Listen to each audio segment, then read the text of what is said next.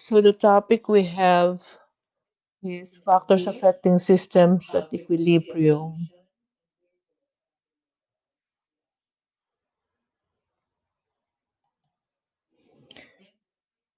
Um,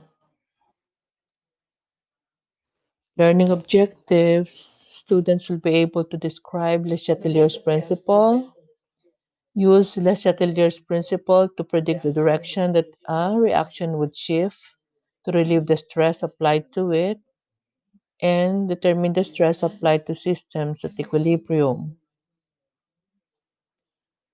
So, what is Le Chatelier's principle? Le Chatelier's principle states that when a stress is applied to a system at equilibrium, the equilibrium will shift so as to relieve the stress. The stress may be a change in concentration, change in temperature, change in pressure, or adding a catalyst. So the first factor is change in concentration. So a change in concentration of one of the substances involves either addition or removal of one of the reactants or products. And this is what happens when you apply a stress to a system at equilibrium. So you have here addition of reactants. Okay, if you add any of the reactant in a chemical reaction, like this one here, okay, so this is your system at equilibrium. You have N2, 3H2, and ammonia. So if you add nitrogen or hydrogen, so the effect will be a forward reaction, or it will shift to the right, because what happens is nitrogen and hydrogen will be consumed to form more of your ammonia. Okay? So the opposite will happen if ever you add a product.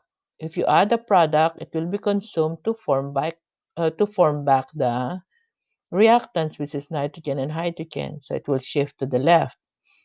So if you remove any of the reactants, or remove nitrogen or remove hydrogen, so you see that the direction that will be favored will be the one that will be going to the left as well. Okay, so if you remove any of the products, so what happens is it will need to be filled up so that it will be favoring the forward reaction or shift to the right.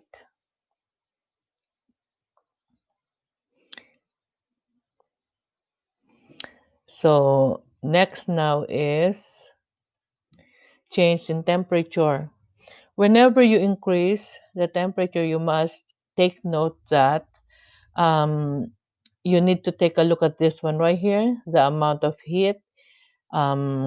It may be just heat written right there, or it may be kilojoules of heat that is given. But the thing is, if ever you see the amount of heat written on the product side, it means the reaction is exothermic. And whenever you increase the temperature, and it is an exothermic reaction, so it will favor the one that goes backward or to the left. So next, what now if you have something like this? You have heat right here on the reactant side. So it means that the reaction is endothermic. Heat is absorbed as the reaction goes to completion. So if you increase the temperature in this one, it will go forward or shift to the right. And the resources I have right here are from K-12. So these are just two of those stress that are um, applied to systems at equilibrium. I will discuss the rest in my next videos. So this is just part one of it.